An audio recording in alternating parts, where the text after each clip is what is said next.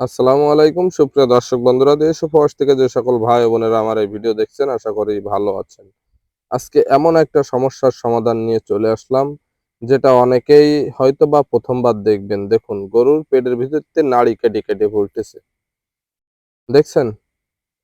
এটা কিন্তু গরুর নাড়ি। দেখে হুবাহু মনে হচ্ছে যে গরুর নাড়ি কেটে কেটে পড়ে যাচ্ছে, কিন্তু এটা কিন্তু নাড়ি না, এটা এক ধরনের আম।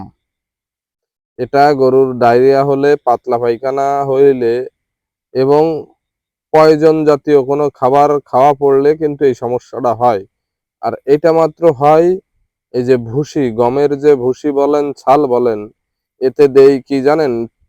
সাদা করার জন্য অনেক কেমিক্যাল দেয়। এই কেমিক্যাল দেওয়ার কারণে কিন্তু এই সমস্যাটা হয়ে থাকে। এই যে দেখুন, এইটা কি? রক্ত, টাটকা রক্ত পড়তেছে পায়খানার রাস্তা দিয়ে।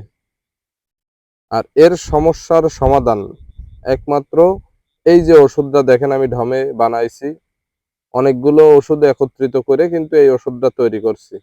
এর আগে দেখাইছিলাম প্রাকৃতিক, এবার দেখাচ্ছি ডাইরেক্ট ঔষধ। দেখুন, এখানে কিন্তু বায়োগার্ড পাউডার আছে 40 পিস এবং সালপাডিন, সালপাডিন পায়খানার যে ওষুধ, এই আছে মনে করেন 20 পিস এবং একটা এক্স অয়বেট পাউডার। এই তিনটা একসাথে করে আমার হাতের এক মুঠো, ওই গরুর এক মুঠো পরিমাণ একবার দিন।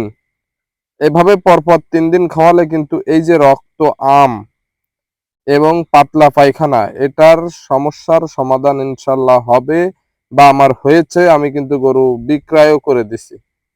এটা গরু বিক্রয়ের 3 দিন আগে এই অবস্থা হয়ে গেছিল।